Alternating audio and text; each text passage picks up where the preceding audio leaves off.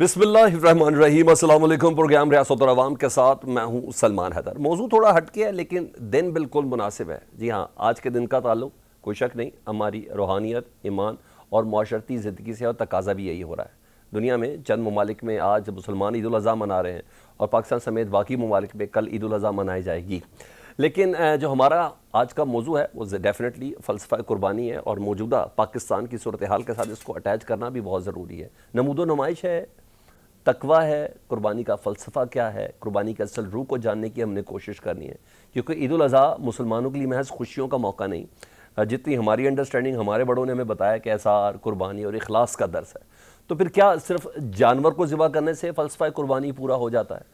موجودہ حالات کا جو تقاضا ہے، جس پہ پاکستان کافی مشکلات میں گھرا ہوا ہے، اور علماء حق ہمارے ساتھ ہو گئے، ان سے ہم نے بات کرنی ہے کہ قربانی کی اصل روح کیا ہے۔ انا کو قربان کرنے کا نام ہے کہ بکرے کو قربان کرنے کا نام قربانی ہے؟ اپنی خوشیوں کو دوسروں کے لیے قربان کرنے کا نام قربانی ہے، یا گوشت کی تقسیم کرنے کا نام قربانی ہے؟ فریضہ اصل ہے کیا؟ اصل معنی کیا ہے، مفہوم کیا ہے، یہ سمجھنے کی ضرورت ہے۔ اور ہمارے معاشرے میں قربانی کے نام پر جو دکھاوا کیا جا رہا ہے، اس کی کیا وجہ ہے؟ چاہے بکرے کی شکل میں قربانی ہو یا اناؤں کی شکل میں قربانی ہو، یہ تمام چیزیں، اور ڈیفینیٹلی سیاست میں بگاڑ کی بھی بہت وجہ ان قربانیوں کے اصل رخ تک نہ پہنچنا ہے۔ مہمانوں سے آپ کا تعارف کراتا چلوں۔ ڈاکٹر سید حبیب عرفان چشتی صاحب، سابق ممبر اسلامی نظریاتی کونسل، مذہبی اسکالر، یہ ہمارے ساتھ موجود ہیں۔ علامہ سید ضیاء اللہ شاہ بخاری صاحب، سابق ممبر اسلامی نظریاتی کونسل، مذہبی اسکالر، یہ ہمارے ساتھ موجود ہیں۔ اسٹوڈیو میں ہم نے دعوت دی ہے علامہ عارف حسین محمدی، مذہبی اسکالر ہیں، وہ ہمارے ساتھ، اور رفیق رجوانہ صاحب، مسلم لیگ نون سے تعلق، سابق گورنر پنجاب، لیکن مسلم لیگ نون اور پاکستان کی دیگر تمام سیاسی جماعتوں میں ایک ہٹ کر آواز تصور کیا جاتا ہے، جو اپنے اصولوں پر، سیاست کے اصولوں پر اور انسانیت کے اصولوں پر کبھی بھی کمپرومائز نہیں کرتے ہیں۔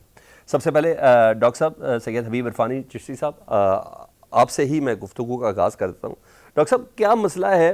حج بھی ہو گیا، خطبہ حج بھی ہو گیا، کل عید ہے، لیکن ہمارے ہاں حج کے خطبے کی وہ تاثیر نہیں ہے۔ ایسا لگتا ہے کہ گفتن نشستن برخاستن ہے، حالانکہ جتنا اس کے سلسلے میں اہتمام کیا جاتا ہے پاکستان میں، کیا دنیا بھر کے مسلمانوں میں، ہم دیکھ رہے ہیں کہ ہمارے یا تو دل سخت ہو چکے ہیں، یا بتانے والوں کی زبان میں تاثیر نہیں، بے شک 50 زبانوں میں اس کی تشریح کر دی جائے۔ جی شاہ صاحب، اس میں ایک بات دیکھیے کہ یہ جو بات آپ نے ارشاد فرمائی، زبانوں میں تاثیر نہ ہونا یا دلوں کا سخت ہو جانا، اس کا قرآن مجید میں بھی تذکرہ ہے کہ ثم قست قلوبہم، پھر ان کے دل سخت کر دیے اور وہ سخت ہوتے چلے گئے، زیادہ سخت ہوتے چلے گئے۔ اب معاملہ یہ ہے کہ مسلمان جس طرح سے نبی کریم صلی اللہ علیہ وآلہ وبارک وسلم کا ارشاد قرآن مجید میں بھی کہ مسلمان جو ہیں آپس میں بھائی بھائی ہیں، کیا آج کا دور ہمارے اس حکم قرآنی کا یا حکم رسالت مآب صلی اللہ علیہ وآلہ وبارک وسلم کا، اس میں کوئی عمل رہ گیا؟ اب یہ ہے کہ ایک ہمسائے میں مسلمان بھوکا سو رہا ہوتا ہے اور ہمسائے کو پتہ نہیں ہوتا، یہ ایک عمومی کیفیت بن گئی ہے ہماری، اور اس میں نبی کریم صلی اللہ علیہ وآلہ وبارک وسلم کا ارشاد ہے کہ اگر ہمسایہ بھوکا سو گیا تو اس کی عبادات رائیگاں گئیں، اس کا سارا کچھ معاملہ علیحدہ ہو گیا۔ اب اس میں یہ ہے کہ جو سوال آپ نے ارشاد فرمایا ہے کہ خطبہ حج کے حوالے سے، اب کل جس طرح خطبہ حج میں فلسطین کا بھی تذکرہ ہوا، لیکن کیا مسلمانوں نے بحیثیت مجموعی اس طرح کا کام کیا جس طرح کا عیسائیوں نے کام کیا، مسیحیوں نے کام کیا، یا ایون یہودیوں نے جس طرح غزہ میں مسلمانوں کے حق میں آواز اٹھائی ہے، صہیونیت کے خلاف بات کی ہے، اس کو کنڈیم کیا ہے، اسی طرح سے مسیحی حضرات نے جہاں جہاں بھی مسیحی ہیں ان سب نے بہت بڑے بڑے ڈیمانسٹریشن کیے، لیکن کسی بھی مسلمان ملک سے سوائے ایران کے کوئی ایسی کوئی سٹرانگ آواز نہیں اٹھی یا مضبوط آواز نہیں اٹھی جو اسرائیل کو کنڈیم کر سکے۔ اب اس میں دوسری بات کہ یہ قربانی کی بات جہاں تک ہے، اس میں دیکھا جائے تو کیا ہم اپنی ذات کے ساتھ بھی شاید مخلص نہیں رہے کہ جو ہمارے افعال میں، جو ہمارے اقوال میں کوئی اثر بھی نہیں رہا، کہ جب خطبہ ہوا ایک وقت میں خطبہ یہ حج کا جو تھا، جب دنیا کے تمام مسلمانوں کے مسائل پر بات بھی کرتا تھا اور ان کا حل بھی دیتا تھا، لیکن آج مسلمان 56 ممالک میں ہونے کے باوجود، 2.25 ارب کی تعداد میں ہونے کے باوجود بھی ان کی آواز کہیں نہیں ہے، ان کی بات کو سننے کے لیے تیار نہیں ہے۔ حالانکہ تعداد کے حوالے سے مسلمان اس دنیا میں شاید سب سے بڑی قوم ہے، اگر ویسے فگرز دیکھے جائیں تو شاید عیسائیت یا مسیحیت سب سے بڑے فالوور ہیں اس کے، لیکن مسلمان کے 2.25 ارب کے قریب مسلمان جو ہیں وہ نبی کریم صلی اللہ علیہ وآلہ وبارک وسلم کی نبوت پر ایمان رکھنے والے ہیں، خانہ کعبہ کو اپنا قبلہ ماننے والے ہیں، لیکن ان میں آپس میں کھڑے ہوئے کہ غزہ میں، فلسطین میں جو کچھ مسلمانوں کے ساتھ پچھلے 75 سال سے ہو رہا ہے، وہ شاید وہ جو مسلمان ہونے کا، ایک نبی کریم صلی اللہ علیہ وآلہ وبارک وسلم کی امت ہونے کا یا ان کے احکامات پر عمل کرنے کا، اس سے سراسر یہ پہلو تہی ہے۔ اور اس میں شاید زیادہ چیز جو ہے کہ ہمارے حکمرانوں کو زیادہ تر اپنی حکومتوں سے غرض ہے، نہ کہ مسلمان عوام سے، اور اکثریت مسلمان ممالک کی یہ دیکھا جائے تو ان میں ملوکیت ہے، یعنی اصل روح جو ہے مذہب کہیں نہیں، کی، اسلام کی، پیغمبر خدا حضرت محمد مصطفیٰ صلی اللہ علیہ وآلہ وسلم کا جو پیغام تھا وہ ہمارے پاس وہ روح اب نہیں ہے، روح غیر مذہب لے گئے اور ہم صرف نام لیوا رہ گئے ہیں۔ یقیناً میں علامہ سید ضیاء اللہ شاہ بخاری صاحب کو شامل کر لوں سر نہایت احترام کے ساتھ۔ شاہ جی آپ سے سوال ہے میرا، پہلے یہ لفظ عید بتا دیں، اس کو عید کہا کیوں گیا ہے، یہ کس لیے کی، کس طرح کی عید ہے، اور فلسفہ قربانی سے متعلق بھی تھوڑا سا پلیز بریف کر دیں۔ بسم اللہ الرحمن الرحیم۔ سلمان حیدر بھائی اللہ کو سلامت رکھے، آپ کو اور آپ کی خزانہ حضرت ٹی وی کو اللہ تعالیٰ جزائے خیر عطا فرمائے کہ آج آپ نے عید الاضحیٰ کی مناسبت سے اس بزم کو سجایا۔ یقیناً اس موقع پر حاضرین کرام تک کتاب و سنت کی روشنی میں اللہ اور رسول صلی اللہ علیہ وسلم کی پاکیزہ تعلیمات کا پہنچنا عید کی مناسبت سے ازحد ضروری ہوتا ہے، اور آپ اس کار خیر میں ایک حصہ لے رہے ہیں۔ یقیناً مجھ سے پہلے میرے برادر گرامی قدر جناب پیر سید حبیب عرفانی صاحب بہت روح افزا باتیں کر رہے تھے، اور ایک دل آویز اور بصیر تعمیر کے ساتھ جو ہماری ذمہ داریوں سے آگاہ فرما رہے تھے۔ جہاں تک تعلق آپ کے سوال کا کہ عید کو عید کیوں کہتے ہیں، چونکہ یہ ہر سال لوٹ کر آتی ہے، اور لوٹ کر آنے کی وجہ سے اس کا نام عربی زبان میں عید رکھا گیا ہے۔ اور نبی کریم صلی اللہ علیہ وسلم نے خود زبان اطہر سے، زبان وحی سے، زبان نبوت و رسالت سے اس کو عید قرار دیا ہے، تو اس لیے ہم نبی صلی اللہ علیہ وسلم کی اس تعلیم اور آپ کی اسوہ اور آپ کی سنت اور آپ کے اس فرمان کی پیروی کرتے ہوئے اس کو عید کہنے کے پابند بھی ہیں، اور ایک راحت محسوس کرتے ہیں، ایک روح کو تازگی محسوس کرتے ہیں۔ اور اس دن میں جو یوم عید الفطر ہوتا ہے یا یوم عید الاضحیٰ ہوتا ہے، جس کو منانا اور اس انداز سے منانا جو رسول اللہ صلی اللہ علیہ وسلم نے ہمیں اسوہ سکھایا اور پیش فرمایا اور ہمیں طریقہ سکھایا، اس کے مطابق اپنانا اپنے ایمان کا تقاضا سمجھتے ہیں۔ جہاں تک تعلق ہے عید الاضحیٰ کی مناسبت جو قربانی ہم کرتے ہیں، اس کا فلسفہ کیا ہے، اس کی حکمت کیا ہے، اس کے مقاصد کیا ہے، اور اس کی تاریخ کیا ہے۔ صحابہ کرام رضوان اللہ علیہ مجمعین نے حضور نبی کریم صلی اللہ علیہ وسلم سے یہ پوچھا تھا کہ ما حاضر اضاحی یا رسول اللہ صلی اللہ علیہ وسلم، اللہ کے رسول اس قربانی کی تاریخ کیا ہے؟ تو آپ نے فرمایا تھا کہ سنت ابیکم ابراہیم علیہ السلام، یہ تمہارے بابا ابراہیم علیہ السلام کی سنت مبارکہ ہے۔ یہ آپ کا وہ طرز حیات ہے، وہ طرز زندگی ہے جو اللہ کو اتنا پسند آیا کہ وَتَرَكْنَا عَلَيْهِ فِي الْآخِرِينَ، اللہ نے فرمایا اے میرے ابراہیم، میں تیرے ان تمام امتحانات میں سرخرو ہونے کو دیکھ کر اتنا خوش ہو چکا ہوں کہ انی جاعلک للناس اماما، اب قیامت تک آنے والے نبیوں کا باپ بھی بنا رہا ہوں، انسانیت کا امام بھی ٹھہرا رہا ہوں، اور اس کے ساتھ یہ بشارت بھی دے رہا ہوں تیرے اس طرز عمل کو ہم ہمیشہ ہمیشہ زندہ رکھیں گے۔ یعنی پیغمبر خدا جو ہے حضرت ابراہیم علیہ السلام، ان کی صحیح قربانی کے حوالے سے ان کی کوشش اور ان کے امتحانات تکلیف میں سرخ روح ان کا ہونا، اللہ کو یہ ادا اتنی زیادہ پسند آئی کہ روز محشر تک یہ عید قربان کی یاد ہمیشہ منائی جائے گی۔ اس دن کی مناسبت سے ہم اس دن کو ہمیشہ یاد رکھیں گے۔ تو فلسفہ قربانی ہے، صبر ہے، سیکریفائز ہے، ایسے ہی علامہ صاحب؟ بلا شبہ یقیناً اس کے جو مقاصد تھے اس میں سب سے پہلی بات تو یہ تھی جو آپ بار بار ایک لفظ دہرا رہے تھے کہ اپنی جو دل کی پسند ہے اس کو اللہ کی پسند پہ قربان کر دینا، یہ سب سے پہلے ابراہیم علیہ السلام نے کر کے دکھایا۔ بیٹے سے اپنے فرزند جس کو دعائیں مانگ کے بڑھاپے کی عمر میں ہجرت کی راہوں میں جناب ابراہیم خلیل اللہ علیہ السلام نے اللہ سے مانگا تھا، اب اسی بیٹے اسی فرزند کو فلما بلغ معه السعي قال يا بني ارى انی اذبح، ابراہیم علیہ السلام نے اللہ کی خاطر اللہ کی خوشنودی کے اصول کے لیے انہیں لٹا کر جب چھری چلانے کا پورا جذبہ دکھا دیا، تو ہمیں قیامت تک کے لیے اللہ تعالیٰ نے یہ سبق دیا کہ میرے ابراہیم علیہ السلام نے جس طرح میری خوشنودی کے اصول کے لیے اپنے دل کی پسند کو قربان کرنے کا جذبہ دکھایا، تم بھی پابندو قد کانت لکم اسوۃ حسنۃ فی ابراہیم، میرے ابراہیم کے یہ جو طرز حیات ہے یہ تمہاری اسوہ حسن ہے، تمہاری بہترین نمونہ ہے۔ اور دوسری بات یقیناً اس مسائب میں پریشانیوں میں تکالیف جو اللہ کی خاطر ہوتی ہیں، وطن آپ نے چھوڑا، آپ نے اپنے آباء و اجداد کا علاقہ اس کو خیر باد کہا، آپ نے اپنے اہل خان آپ نے اپنے رشتہ داروں سے دوری اختیار کی اور اپنے وطن سے بے وطن ہونا پسند کیا، انی محاج الی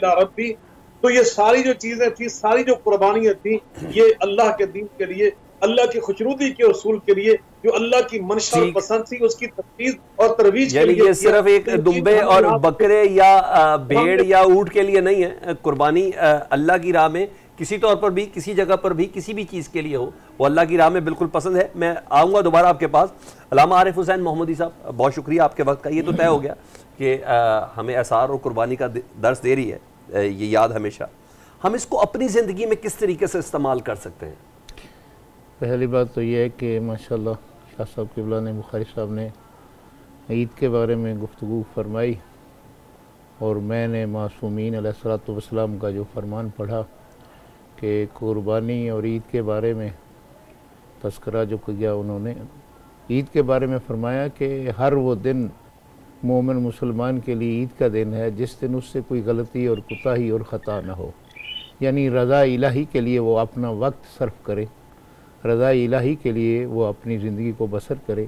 تو دن رات شب و روز جب رضا الہی کے لیے عمل پیرا ہوتا ہے تو اسی کا نام عید کہلاتا ہے۔ ٹھیک، اور انسان وہی کامیاب ہے جو ہر عمل کو رضا الہی کے لیے کرے، خوشنودی خدا کے لیے کرے۔ ٹھیک ہے، کائنات میں افضل ترین عمل وہی ہوتا ہے، وہ جانور چھوٹا ہو یا بڑا، ایک بندہ رضا الہی کے لیے ایک بکرا ذبح کرتا ہے اور اپنے گھر میں رکھ لیتا ہے، فریج میں رکھ لیتا ہے، تو رضا الہی تو نہ ہوئی۔ رضا الہی وہ ہے کہ اللہ نے جو حکم صادر فرمایا کہ اس کے 3 حصے کرو، ایک حصہ غربا میں، مساکین میں، فقیروں میں تقسیم کرو جو سارا سال ترستے رہتے ہیں، جنہیں یہ نصیب ہی نہیں ہوتا گوشت، سارا سال ترستے رہتے ہیں کہ کاش ہمیں بھی کوئی ایک آدھی بوٹی مل جائے بکرے کے گوشت کی تو ہم اسے کھا لیں، لیکن یہ اللہ نے ایک وقت معین کر دیا تاکہ غربا بھی، مسکین بھی،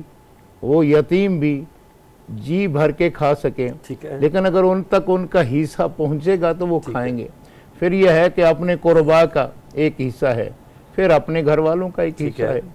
یہ مقام فضیلت حاصل کرنے کے لیے ہر وہ عمل کرنا پڑے گا جس میں رضا الہی ہو، جس میں رضا رسول خدا ہو، جس میں حضرت ابراہیم خلیل اللہ صلی اللہ علیہ وآلہ وسلم کی امت کی اصلاح کے لیے سارے عمل کیے جائیں، رضا الہی کے لیے عمل کیے جائیں، یعنی کائنات میں افضل ترین ہر وہ عمل ہے وما تشاؤون الا ان یشاء اللہ، جو اللہ کی منشا کے لیے کیا جائے۔ میں ذرا تھوڑا سا اس کا ذرا پاکستان کے موجودہ حالات کو دیکھتے ہوئے، رفیق رجوانہ صاحب سابق گورنر پنجاب، وہ ہمارے ساتھ ہیں۔ رفیق رجوانہ صاحب یہ بتائیے گا، پاکستان کی سیاست میں بھی ابھی ہمیں قربانی کا فلسفہ تو سمجھ آ گیا، اور ڈیفینیٹلی یہ صرف ایک بکرا یا اونٹ یا دمبا ذبح کرنے کے نہیں ہے، اس کا پورا اثر ہماری زندگیوں کے اندر ہونا چاہیے۔ تو اب پاکستانی سیاست میں بہت خود غرضی ہے، بہت انا ہے، تو آپ سمجھتے ہیں کہ ہمیں ان کو بھی قربان کرنا ہے اگر اس دن کو منانا ہے؟ سنت ابراہیمی یہ ہے کہ اناؤں کو بھی قربان کریں، اکڑ کو بھی قربان کریں۔ شکریہ۔ میں سب سے پہلے تو میری طرف سے انتہائی مؤدبانہ میرے سلام عرض کیجیے گا موجود علماء کرام جن سے ہم سیکھتے ہیں اور جن کو سن کے ہم جو ہے اسلامی تعلیمات پر عمل کی بھی اللہ توفیق دے اور ہمیں زیادہ علم حاصل ہوتا ہے۔ بے شک۔ تو جو علماء کرام نے فرمایا اس کانسیپٹ کو اگر پاکستان کی سیاست میں لے جائے، اس سے پہلے میں آپ کو آج ایک زندہ مثال دیتا ہوں. میں ٹیلی ویژن پہ حج کی جو ہے نا وہ پوری وہ براہ راست جو دکھا رہے تھے، ٹھیک ہے، وہ دیکھ رہا تھا تو امام صاحب دعا کر رہے تھے. ٹھیک ہے، تو ہر آنکھ جو تھی نا وہ نم تھی اور ہر بندہ رو رہا تھا، اور فلسطین کا نام آیا تو رو رہا تھا. ٹھیک ہے، تو آج قربانی کے حوالے سے بات کریں تو سنت ابراہیمی کی تقلید میں قربانی کو ہر مسلمان کر رہا ہے. دنیاوی لحاظ سے دیکھیں تو قربانی جو آج فلسطینی دے رہے ہیں، استغفار استغفار. اور ابھی آپ انٹرو میں آپ نے کہا، ابھی مولانا صاحب جو پہلے فرما رہے تھے کہ فلسطین کے حق میں کہاں آواز بلند ہوئی. ٹھیک ہے، یہ ساری چیز کو سامنے عیسائی سبقت رکھیں لے گئے تو- جی، عیسائی سبقت لے گئے. اچھا، سبقت انسانیت لے گئی جی. صحیح، ٹھیک ہے، انسانیت کا درس مسلمانوں کے لیے تو ہر کسی کے لیے، مگر مسلمانوں کے لیے صحیح کہہ رہے ہیں، بالکل زیادہ. بالکل درست فرمایا آپ ٹھیک نے. ہے، تو اب بات یہ ہے، اس چیز کو اگر مد نظر رکھیں تو مجھے یہ بات یاد آ رہی ہے کہ لوگ اب قربانی کتنا قابل احترام لفظ ہے.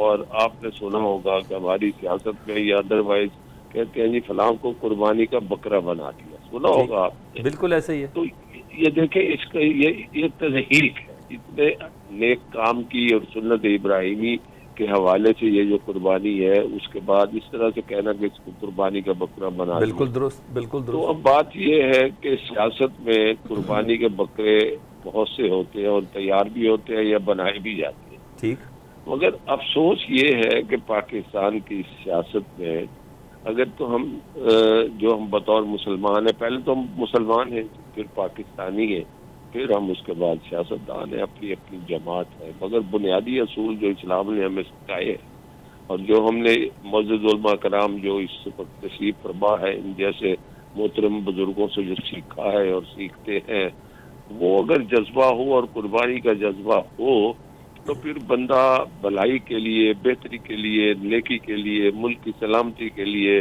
قربانی دیتا ہے اور بعض اوقات راستہ بھی چھوڑ دیتا ہے تاکہ ٹھیک ہے. دوسرے کو راستہ دے دے. تقاضا یہاں کیا ہے تو- رفیق رجوانہ صاحب؟ موجودہ حالات میں کیا تقاضا ہے؟ پاکستان کی پولیٹیکل صورتحال کو دیکھیں، اس کا آپ کو بھی تقاضا تو بہت احاطہ ہے اور ہمیں بھی، کہ پاکستان کے حالات اتنے عمدہ نہیں ہیں. صاحب تقاضا تو اب دیکھیں نا، قربانی کے حوالے سے آج کے دن کے مطلب حوالے سے سیاستدانوں کو بات کیا کریں۔ مشورہ دیں گے آپ؟ سیاستدانوں کو تو میں مشورہ دوں گا کہ اللہ انہیں ہدایت دے، مشورہ تو دے نہیں سکتا میں. ٹھیک ہے نا. تو اب بات یہ ہے کہ قربانی ملک کے لیے چاہیے نا. میں کہوں میں سیاستدان ہوں اور قربانی کے وقت جو ہے میں ایک طرح بڑھ جاؤں اور پھر قربانی کے لیے کسی اور کو آگے کر دوں، صحیح، پھر تو میں سیاستدان نہیں ہوں، پھر میں خود غرض ہوں. ٹھیک ہے نا جی. صحیح. ابھی میں آج دیکھ رہا تھا وہ ذاکر نائک کا بیٹا جو ہے نا وہ خطاب کر رہا تھا، ہزاروں کا مجمع تھا، تو اس میں اس نے ایک بڑی اچھی بات کی کہ قربانی یہ ہوتی ہے جیسے کہ نیلسن منڈیلا نے 27 سال وہ رہا تو اس کو وہ کہتے تھے ٹیررسٹ ہے. ٹھیک ہے جی. اور جب جیل سے نکلا ساؤتھ افریقہ کا صدر بنا تو اس کو نوبل پرائز مل گیا. صحیح، جو دنیا کا بہت بڑا ٹیررسٹ دینا چاہتا تھا وہ نوبل پرائز لے گیا. ٹھیک ہے جی. تو اب پاکستان کے حوالے سے جو آپ سیاست کے حوالے سے بات کرتے ہیں تو یہ خود غرضی کی سیاست زیادہ ہے ٹھیک ہے. اور اپنی اس کو انگریزی میں سیلف اورینٹڈ یا چیئر اورینٹڈ کی سیاست زیادہ ہے. ٹھیک ہے. دکھانے کو کچھ اور ہے اور کرنے کو کچھ اور ہے. ٹھیک، اب تقاضا یہ آ گیا، ہم اس لہج پہ پہنچ چکے ہیں کہ اگر اب بھی ہم اختلافات کا شکار رہے اور اب بھی اگر ہمیں جو ہے ہوش کے ناخن نہ لیے، کوئی لحاظ کسی جماعت کے لحاظ سے کسی جماعت کی فیور یا ٹھیک ہے، خلاف میں بات، بالکل ایسے ہی ہے. تو پھر یہ گیا وقت جو ہے نا یہ ہاتھ نہیں آئے گا. اور زیادہ اہم رفیق رضوان صاحب یہ ہے کہ صرف سیاستدان کیوں، پاکستان کے ادارے کیوں نہیں قربانی دے سکتے؟ وہ 2 قدم پیچھے کیوں نہیں جا سکتے؟ میں ایک چھوٹی سی بریک کے بعد آ رہا ہوں دوبارہ آپ کے پاس. میں نے اس یہ فلسفہ قربانی پر میں نے ڈیفینیٹلی آپ سے مزید بات بھی کرنی ہے، تو اسی بریک کے بعد دوبارہ حاضر ہوتے ہیں. ویلکم بیک ڈاکٹر سید حبیب عرفانی صاحب. میرا آپ سے یہ سوال ہے کہ اب صبح عید الاضحیٰ ہے پاکستان میں، ہم ڈیفینیٹلی ایک بچپن سے ہم دیکھتے ہیں قربانی کے حوالے سے ایک سرٹن بچوں کے اندر ایک شو آف بھی ہوتا ہے. اچھی بات ہے، وہی انٹرسٹ ہے جو بڑے ہو کے پنپتا، پھر وہ پھر بھی خود بھی صاحب قربان بن جاتے ہیں. لیکن پاکستان کے حالات میں ہم دیکھتے ہیں کہ ہماری سرحدوں پہ موجود ہمارے جوان ان کے والدین بھی قربانیاں دے رہے ہیں اور خوشی سے ان کی یونیفارم کو یا پاکستان کے جھنڈے کو چومتے ہوئے نظر بھی آتے ہیں. جب ہم قربانیوں میں اپنی زندگی کی قربانیاں بھی دے رہے ہیں, یہ کہیں نہ کہیں کسی نہ کسی کے اسماعیل تو ہے نا جو قربانی دی جا رہی ہے, لیکن انائیں پھر بھی کھڑی ہیں. ہمارے سیاستدان چاہے کسی بھی جماعت سے ہوں, وہ ان شہداء کی فیملیوں کے ساتھ پاس جاتے ہیں, تعزیت کرتے ہیں, دلسوزی کرتے ہیں, یہ سب تو ہوتا ہے, لیکن باہر آ کر ایسا لگتا ہے کہ جیسے انہوں نے بس گفتن نشستن برخاستن والی بات ہوئی. ان قربانیوں کو فلسفہ شہادت کے ساتھ اگر ہم اٹیچ کریں اور عید قربان کے ساتھ اٹیچ کریں تو کیا ہمارے پاس ایسی مثالیں کافی نہیں ہیں کہ ہم خود سے پاکستان کے حالات کو بہتر کر سکیں؟ شاہ جی میں سوال کے ساتھ پچھلے آپ کے سوال کا بھی تھوڑا سا جواب جو میرا ادھورا رہ گیا تھا, جی پلیز. اور ضیاء اللہ شاہ بخاری صاحب نے ماشاءاللہ حضرت ابراہیم علیہ السلام کے حوالے سے بہت خوبصورت گفتگو فرمائی. اب اس میں چند چیزیں دیکھیے کہ جس طرح انہوں نے بھی یہ ارشاد فرمایا کہ حضرت اسماعیل علیہ السلام آپ کی بڑھاپے کی اور منتوں مرادوں کی اولاد ہیں, لیکن حکم جب مل رہا ہے تو جو انہوں نے خواب کا تذکرہ کیا حضرت اسماعیل علیہ السلام سے, تو جواب جو ہے حضرت اسماعیل علیہ السلام کا, یا ابت افعل ما تؤمر, ابراہیم علیہ السلام خواب کی بات کر رہے ہیں, وہ حکم کی بات کر رہے ہیں کہ آپ کو جو حکم مل رہا ہے وہ کر گزریے. ستجدونی انشاءاللہ من الصابرین, آپ مجھے صابرین میں پائیں گے. اب اس کو یہ شے دیکھیے کہ جب یہ قربانی کے لیے لٹایا گیا, وَطَلَّهُ لِلْجَبِينَ وَفَدَيْنَاهُ بِذِبْحٍ عَظِيمٍ وَتَرَكْنَا عَلَيْهِ فِي الْآخِرِينَ, یہ ساری کیفیات بتائی گئیں.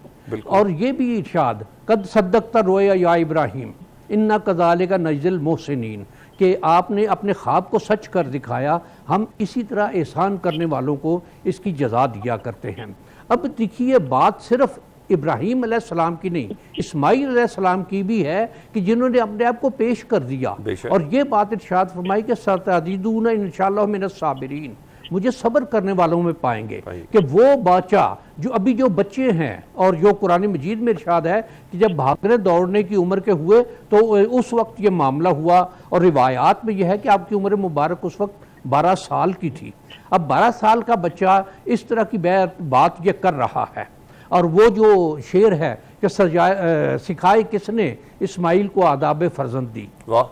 تو یہ جو فرزندی کے آداب ہیں یہ ان مسلمان کے لیے, اور جس طرح سے نبی کریم صلی اللہ علیہ وآلہ وبارک وسلم کا ارشاد ضیاء اللہ شاہ صاحب نے بتایا, تو ہمیں اس ارشاد پر عمل کرنا ہے, ہمیں اپنی انا کو قربان کرنا ہے. اور جس طرح قرآن مجید میں بھی ارشاد ہے کہ اللہ تعالیٰ پر تک قربانی کا خون یا گوشت نہیں پہنچتا, وہ تقویٰ پہنچتا ہے. تمہارے اندرون میں کیا بات ہے, تم کیا سوچ کے یہ قربانی کر رہے ہو, تم کیا سوچ کے جانور کا, وہ مینڈا ہے, وہ بکرا ہے, وہ بیل ہے, وہ اونٹ ہے, اس کے گلے پر چھری پھیر رہے ہو. کیا تمہارے ذہن میں ہے, کیا تمہارے دماغ میں ہے, کیا تم یہی سوچ کر کہ اللہ نے یہ حکم دیا ابراہیم علیہ السلام کو بیٹے کی قربانی کا, اور وہاں مینڈا آ گیا تو اللہ نے یہ ہم پر کرم فرمایا, اور ہم اس کرم کے شکرانے میں یہ قربانی ادا کر رہے ہیں, ہم اپنی انا کو قربان کر رہے ہیں, ہم اپنے آپ کو قربان کر رہے ہیں. اور جس طرح سے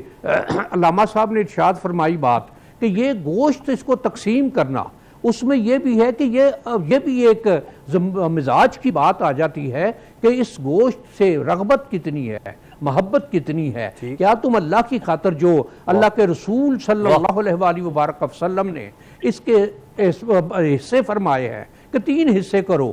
اب اس میں یہ ہے کہ رشتہ داروں کے ساتھ اگر آپ نے دعوت کی ہے تو اس میں رشتہ داروں کا گوشت شامل کر سکتے ہیں, لیکن غریب غربا میں اپنا حصہ شامل کر سکتے ہیں, اپنے رشتہ داروں کا حصہ شامل کرتے ہیں. غریب غربا کے لیے جو ہے وہ اور کسی حصے میں شامل نہیں کر سکتے.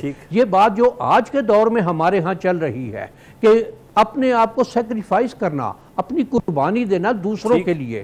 شاید ہم دوسروں سے قربانی کی توقع کرتے ہیں, ہم دوسروں کو یہ بات کہتے ہیں کہ ہمارے لیے قربانی دو, ہمارے لیے اس طرح کام کرو, اس طرح کام کرو, لیکن ہم قربانی دینے کے لیے تیار نہیں ہوتے. وہ دین کا معاملہ ہو, وہ دنیا کا معاملہ ہو, وہ ملک کا معاملہ ہو, یا کوئی اور بھی معاملہ ہو. معاملہ جہاں بات آتی ہے کیا ہم لوگ اپنے ملک کے ساتھ مخلص ہیں, جس طرح سے آپ نے اداروں کی بات کی ہے تو اس میں یہ دیکھنا ہوگا کہ ہر ایک کو اپنی حدود میں رہنا چاہیے، اپنی حدود کا اہتمام کرنا چاہیے۔ بڑا جملہ ہے آپ کا کہ سب سے پہلے یہ طے کرنا ہے کہ کیا ہم اپنے ملک کے ساتھ مخلص ہیں، مخلص ہوں گے تو قربانی کا جذبہ بھی ہوگا یقیناً بالکل۔ میں ضیاء اللہ شاہ صاحب بخاری صاحب اور یہ میں ایک فکرہ صرف گزارش کرنا چاہتا ہوں، یہ قربانی کا جذبہ اگر ہم دیکھیں تو 1947 میں اس وقت نہ کوئی سنی تھا، نہ شیعہ تھا، نہ وہابی تھا۔ آج کیوں ہم بٹے ہوئے ہیں؟ اس لیے کہ ہم اپنی ذات میں اسیر ہو گئے ہیں، اپنی ذات کے، اپنی ذات پر ہم اپنی ذات کے علاوہ ہمیں کچھ نہیں آتا۔ بالکل مثالیں ہمارے پاس ہیں مگر ہم بھی ضرورت ہے جو 1947 میں تھا، بالکل وہی جذبہ اور اس جذبے کو لے کر چلیں گے تو یقیناً ہمارا ملک بھی ترقی کرے گا۔ اس جذبے کو زندہ کرنے کی ضرورت ہے، اس جذبے کو لے کر چلنے کی ضرورت ہے، دین اسلام کے احکامات پر عمل کرنے کی ضرورت ہے۔ علامہ ضیاء اللہ شاہ بخاری صاحب، مثالیں تاریخ اسلام کے پاس ایسی زبردست ہیں، حضرت اسماعیل کی شکل میں کہ آپ مجھے صابرین میں سے پائیں گے، حضرت امام حسین علیہ السلام کی شکل میں کہ آپ ہمیں شاکرین میں سے پائیں گے، یعنی ایسی زبردست مثالیں ہمارے پاس ہیں۔ لیکن ہم موجودہ حالات میں اگر دیکھیں مسلمانوں کو، اور پرٹیکولر ہم پاکستان کی اگر بات کریں، نہ ہم صابرین میں سے ہیں، نہ ہم شاکرین میں سے ہیں، ہم مسلسل کسی اور سے انسپائرڈ ہیں۔ نہیں تو جتنی اذیت میں اس وقت ہم ہیں، جہاں فرمان یہ ہے کہ اگر ایک کتا بھی پیاسا ہو تو اس پر اس کا جواب دے ہوں، تو آج کل عوام جس قسم پرسی میں ہے، جس تکلیف میں ہے، جس اذیت میں ہے، تو احساس تو ختم ہو چکا، نہ صابرین کا نہ شاکرین کا۔ سلمان حیدر بھائی اللہ کو خوش رکھے، میں اپنی ایک نظر رکھتا ہوں، میں اس سے جو بات دیکھ رہا ہوں، آج بھی الحمدللہ پوری دنیا کے تناظر میں اگر میں یہ بات کہوں تو اس میں ذرا بھی مبالغہ نہیں ہوگا کہ گزشتہ 2 سال پہلے ایک سروے ہوا تھا کہ دنیا بھر میں عید الاضحیٰ کے موقع پر سب سے زیادہ قربانیاں سعودی عرب کے علاوہ، جہاں پہ 30 لاکھ حجاج کرام قربانیاں کرتے ہیں، اس کے علاوہ اس کو ایک طرف کر کے پوری دنیا میں سب سے زیادہ قربانیاں کس معاشرے نے، کس ریاست کے مسلمانوں نے اللہ کی راہ میں پیش کی ہیں، تو سب سے پہلے نمبر پہ آنے والی ریاست، سب سے پہلے نمبر پہ آنے والا جو معاشرہ تھا وہ پاکستان کا معاشرہ تھا، وہ پاکستان کے مسلمان تھے۔ تو اس لیے میں سمجھتا ہوں کہ الحمدللہ صابرین اور شاکرین کی بڑی تعداد اگر امت مسلمہ کے تناظر میں دیکھوں تو پاکستان کے اندر ہی موجود ہے۔ الحمدللہ پاکستان میں بہت بڑی خیر موجود ہے۔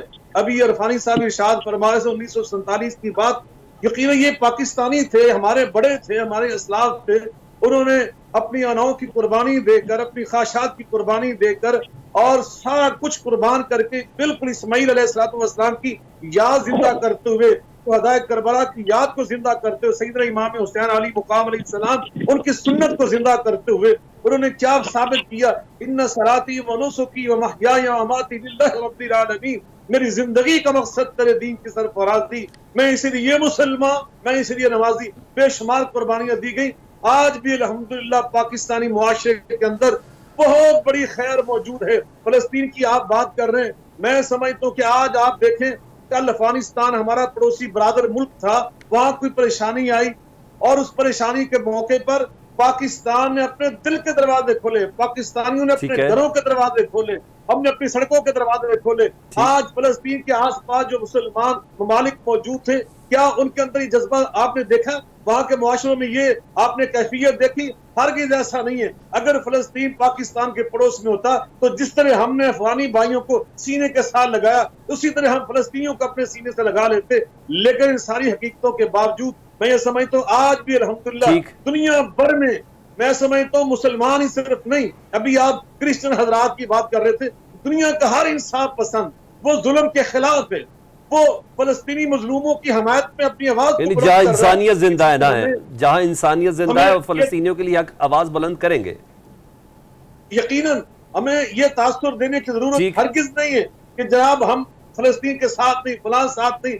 دنیا کا ہر مسلمان تو وہ تو اس بات کا پابند ہے، دلی طور پر، ایمانی طور پر وہ تو ان کے ساتھ کھڑا ہے۔ اور جہاں تک تعلق ہے، ہم جو عید کی بات کر رہے ہیں، اس موقع پر ہمیں جو سبق ملا سب سے بڑا وہ ملا للہیت کا، اخلاص کا، اور اس کے بعد ایثار کا، اس کے بعد تقوی کا، اس کے بعد ہم نے اپنی اناؤں کو قربان کر کے اللہ کی خوشنودی کو حاصل کرنا ہے. اس کے لیے آج میں اپنی پوری پاکستانی ملت اور قوم سے یہ اپیل کرنا چاہتا ہوں کہ ہم نے ایک قومی تاریخی دستاویز دی ہے پیغام پاکستان کے عنوان پر، پاکستان پیغام پاکستان کے نام سے، جس میں تمام مکاتب فکر نے سائن کر کے دیے، زعماء نے، علماء نے اور قائدین نے، اور اس میں ہم نے یہ طے کر دیا کہ پاکستان میں فرقہ واریت کے نام پر ہم کبھی بھی پاکستان کے دشمنوں کو کھیل کھیلنے کی اجازت نہیں دیں گے. اور ہر کلمہ گو وہ مسلمان ہے، ہر کلمہ گو ہماری عزت احترام کا حقدار ہے، حتیٰ کہ جو غیر مسلم یہاں پہ شہری آباد ہیں وہ پاکستانی ہیں، ہمارے ہم وطن ہیں. ہم نے ان کو بھی عزت دینی ہے، انصاف دینا ہے، مساوات دینی، تحفظ فراہم کرنا، یہ ہماری ذمہ داری. اس کے ساتھ ساتھ پاکستان کا دفاع، پاکستان کے ادارے، ان کی عزت کرنا، ان کے احترام کرنا، اس ماحول کو پورے پاکستان میں قائم کرنا، یہ ہم سب کی ذمہ داری ہے. اور پاکستان میں جی بالکل، اور پاکستان میں تمام مکتبہ فکر بھی شامل ہیں. یہی تو بات کہ لکھ کے دے دیا، لیکن عمل درآمد کرنے والے جو اتھارٹیز ہیں وہ شاید اس پہ اس طریقے سے عمل درآمد نہیں کروا سکی کہ اتنی خوبصورت سٹیٹمنٹ جب لکھ کے دے دی گئی تمام علماء کرام کی طرف سے، لیکن اس صورت کے ساتھ اس کے اوپر عمل نہیں ہو سکا. یہی وجہ ہے کہ اس وقت ہم پریشان حال ہیں. علامہ صاحب سے بات کروں، علامہ عارف حسین محمدی صاحب سے. علامہ صاحب، آج کل کی سنت ابراہیمی ہمارے اندر کس حد تک زندہ ہے یہ بتائیں، اور دوسرا کیا ہم بھٹک تو نہیں گئے، ہم منافقت اور دکھاوے کا شکار تو نہیں ہیں؟ یہ حقیقت ہے کہ جیسے سنت حضرت ابراہیم خلیل اللہ اور حضرت ابراہیم ذبیح اللہ ہمیں بجا لانی چاہیے تھی، وہ زبان کی حد تک بہت زیادہ ہے، مگر جیسے خوب سیرت ہو کے ہمیں قربانیاں دینی چاہیے اور ان کی سیرت پہ عمل کرنا چاہیے اور ان کی سنت کو زندہ رکھنا چاہیے، وہ صرف زبان کی حد تک رہ گئے. بظاہر تو قربانیاں پیش کی جا رہی ہے، بظاہر تو بارے عمل کیے جا رہے ہیں، لیکن مزہ تب ہے کہ وہ قربانیاں جو اللہ چاہتا ہے، وہ قربانیاں جو رسول اللہ چاہتے ہیں، وہ قربانیاں جو حضرت ابراہیم خلیل اللہ چاہتے ہیں، وہ قربانیاں جو اللہ کو پسند ہیں، جو رسول اللہ کو پسند ہے، جو ابراہیم خلیل اللہ کو پسند ہے، وہ نہیں ہے. بس دنیا کی دکھاوے کے لیے بہت کچھ ہو رہا ہے، اندر ہمارے منافقت کوٹ کے بھری ہوئی ہے. اور ہم جتنے ہمارے ملک کے ادارے ہیں، ہم اگر اپنے ملک کے ساتھ مخلص ہو جائیں، ہماری عوام کے ساتھ مخلص ہو جائیں، اسلام کے پیروکار سچے اور پکے بن جائیں، قرآن کا جو حکم ہے اس کی فرما برداری کر لیں، رسول اللہ کی سنت پہ سیرت پہ عمل کر لیں، تو یہ جتنی ضلالت اور رسوائی ہمارے مقدر میں آ رہی ہے اس سے ہم نجات پا جائیں گے. ہم نے معصومین کی سنت کو چھوڑ دیا، ہم نے ان کی سیرت کو چھوڑ دیا، ہم نے قرآن کے حکم کو چھوڑ دیا. جو بندہ قرآن کا حکم تھا یا ایھا الذین آمنوا اتقوا اللہ کونوا مع الصادقین، اے ایمان والو تقوی اختیار کرو اور صادقین کے ساتھ ہو جاؤ. یہ ہماری زبان پہ لفظ اور ہوتا ہے، دل میں اور ہوتا ہے. ٹھیک ہے. میں رفیق رضوانہ صاحب، میں نے اختتام کی طرف بڑھنا، لیکن میرا سوال وہی آپ سے ہے کہ قربانیاں صرف سیاستدان کیوں، اور موجودہ حالات میں پاکستان کے ادارے کتنے متقاضی ہیں جی ان سے متعلق کہ ان کی قربانیاں بھی ضروری ہیں، کیونکہ کہیں نہ کہیں معاملات جو ہے ایک کے پیچھے ایک کسی نہ کسی پرت کے اندر چھپے ہوئے نظر تو آ رہے ہیں. آپ کا کیا مشورہ ہوگا؟ دیکھیے، سب سے پہلے یہ تو دنیاوی لحاظ سے آپ قربانی کی بات کرتے ہیں نا کہ جی انا کی قربانی، اداروں کی قربانی. قربانی کا جو کانسیپٹ ہے، جو قربانی کا نظریہ ہے، جو اسلامی تاریخ میں قربانی جہاں سے آئی، ابھی علماء کرام فرما رہے تھے، وہ تو دیکھیں حضرت ابراہیم علیہ السلام کی جو بڑھاپے کی اولاد تھی، ان کی قربانی، سب سے پیاری چیز کی قربانی وہ دینے کے لیے تیار ہو گئے اور ان کے بیٹے قربان ہونے کے لیے تیار ہو گئے. تو میں نہیں سمجھتا کہ اس قربانی کے لفظ کو دنیاوی لحاظ سے ہم انا کو بھی قربانی والے مثال دے دے، ان ضد کو بھی. میں اس لفظ کو دنیاوی لحاظ سے قربانی سے اس کو سمبلائز نہیں کرتا. میری سوچ ہے کیونکہ وہ بہت بڑے مقام کی قربانی ہے. وہ جہاں سے ہمیں آئی ہے، جہاں سے ہمیں کانسیپٹ ملا ہے، جہاں سے ہم جس عقیدت سے اس کی پیروی کرتے ہیں، وہ اور چیز ہے. سر مثال تو بڑے کی دی جاتی ہے نا، ایک بڑی قربانی کی مثال دی جاتی ہے نا. سنے قربانی کے لفظ کی بات کر رہا ہوں میں. جی جی ٹھیک ہے نا, قربانی کے لفظ کی بات کر رہا ہوں. اور آج عید الاضحیٰ ہے, قربان عید قربان ہے, اس حوالے سے بات کرتا ہوں. ٹھیک. تو اس کو میں دنیاوی لحاظ سے کہتا ہوں کہ انا کو چھوڑ دے. ٹھیک ہے. انا کی کوئی قربانی نہیں ہے, انا کو اتنی پیاری چیز ہے, ضد کو چھوڑ دے. ضد کو اتنی پیاری چیز ہے, ایک دوسرے کے ساتھ مل کے بیٹھے. سمجھ گئے. یعنی قربانی بڑی افضلیت ہے, انا کو اتنی بڑی چیز نہیں, چھوڑ دینا چاہیے. ضد اتنی بڑی چیز نہیں کہ قربانی کے ساتھ اس کا موازنہ کیا جا سکے, لیکن ضد چھوڑ دینی چاہیے. اور موجودہ حالات میں پاکستان کو اگر بہتری کی طرف گامزن کرنا ہے تو ایک بہت اچھی خوبصورت تقریر یا ایک اچھی پریس ریلیز سے ہٹ کر ہمیں باقاعدہ طور پر اپنے ایکٹ سے یہ ثابت کرنا ہوگا کہ ہم بہت سی چیزوں پہ 2 قدم پیچھے ہٹنے کے لیے تیار ہیں, کیونکہ پاکستان کی فوقیت ہے اور پاکستان کو ہی ہم نے عظیم بنانا ہے. پروگرام سے اجازت دیجیے. اللہ حافظ.